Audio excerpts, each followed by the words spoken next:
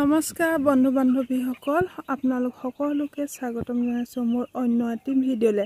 আশা কৰো ভিডিঅ'বোৰ চাই আপোনালোকে নিশ্চয় সকলোৱে ভালে পায় আৰু যিসকল নতুন ভিউৱাৰ্ছ আছে তেওঁলোকে প্লিজ লাইক শেয়াৰ সাবস্ক্ৰাইব কৰিব লগতে বেল আইকনটো ক্লিক কৰি দিব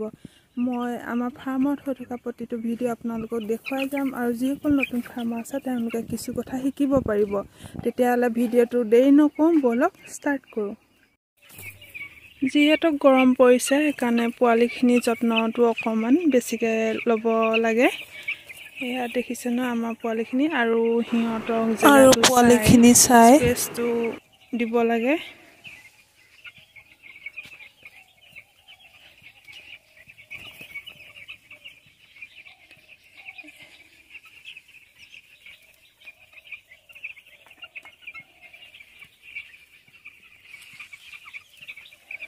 যিহেতু 10-11 দিনলৈ পোৱালিখিনি এনেকে পটান ফলিয়াতে ৰাখিব লাগে সেইকাৰণে এই ফলিয়াখিনি যদি কিছু বেয়া হৈ যায় ওপৰখিনি পাতলকে কাটি দিব লাগে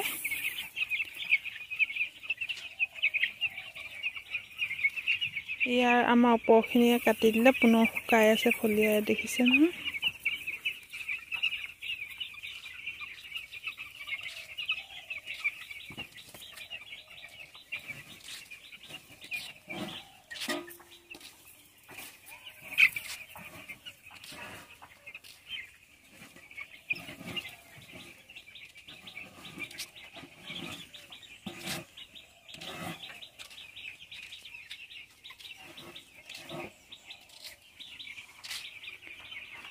আৰু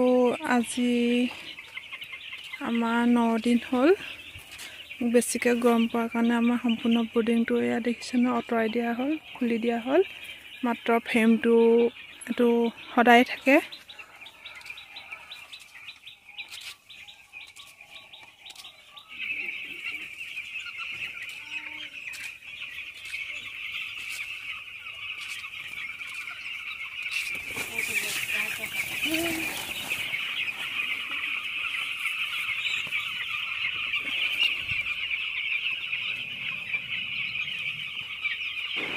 এইখিনি হৈছে আমাৰ ওপৰখিনি এয়া কাটি দিলোঁ দেখিছে নহয় কেনেকৈ এচটা হৈ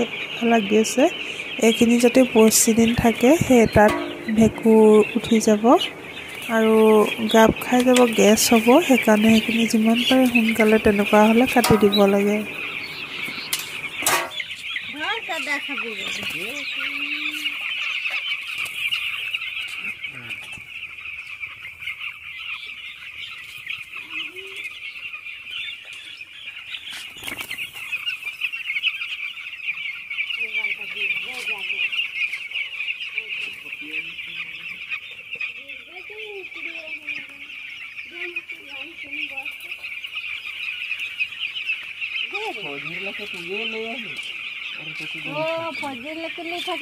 গান নাই শুনি